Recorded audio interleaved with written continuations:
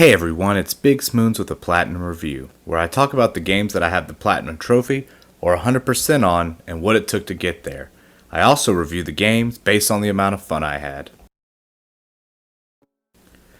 Today, we're going to be taking a look at Resident Evil 7 Biohazard. And if you're new to the BigSmoons channel, welcome to the family, son.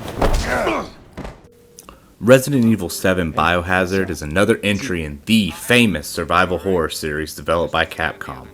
It's the first-person game in the mainline series, and also the first game starring Ethan Winters, who also stars in the next major installment.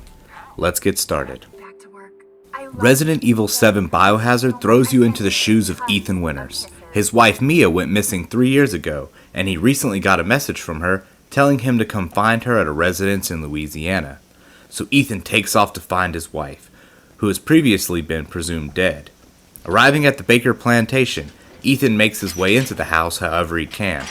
Along the way, he sees a member of the Baker family, but he walks off without engaging with Ethan. Ethan will eventually meet up with the Baker family and have a nice sit-down dinner with them.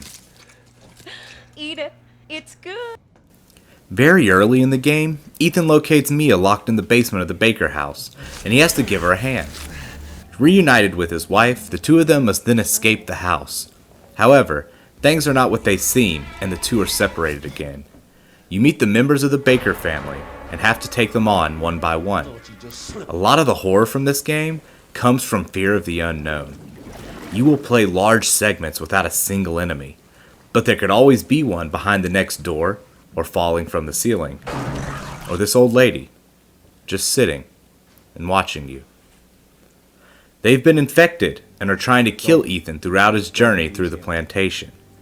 Though you spend most of your time somewhere on the Baker property, the individual parts felt unique. The gameplay consists of walking around, collecting items, solving puzzles, and running for your life. If you're a fan of the older Resident Evil games, I'm not sure how much you will enjoy this one as a Resident Evil game. It isn't a zombie game. The enemies here are either infected humans or giant mold monsters, which are most similar to the zombies from the old games. Most are slow moving and use their arms for attacking. They are susceptible to headshots. There are great boss fights, which is in a similar vein to the older games.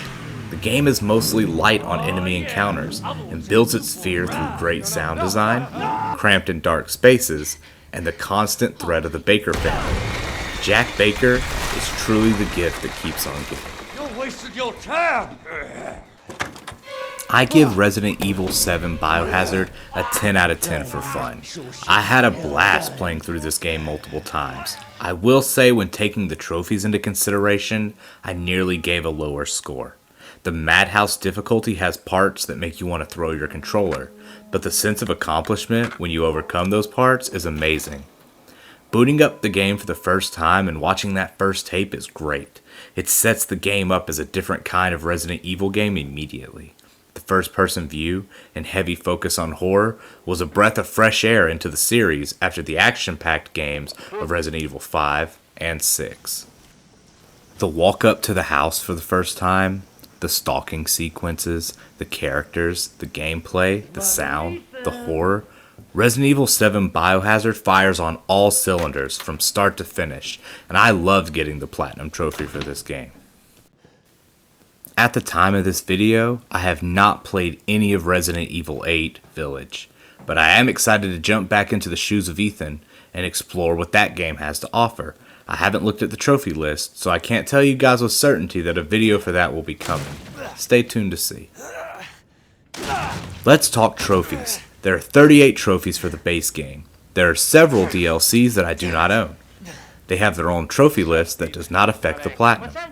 This game will require multiple playthroughs, but every challenge you complete will unlock new things to use in the next one. There are several trophies associated with completing segments of the game, as well as completing the game. There are 3 difficulty trophies that do stack. You must beat the game at least once to unlock Madhouse difficulty, but if you complete the game on normal, it will also unlock the trophy for easy. Another portion of the trophies are from collectibles, which come in the form of antique coins, notes, and bobbleheads. You also must collect all the videotapes and play through them, completing certain objectives in the tapes that will also net you a couple more trophies. There are 3 trophies that I recommend combining into one playthrough. These are for completing the game in less than 4 hours, using the item box 3 times or less, and using 3 first aid meds or less. You can dedicate individual playthroughs for each of these tasks, but they are easily combined when you are going through as fast as possible. There are some miscellaneous trophies for completing some simple tasks, such as closing the door behind you, or killing things with your knife, and blocking. There are a couple missable trophies that require you to perform certain actions during the boss fights.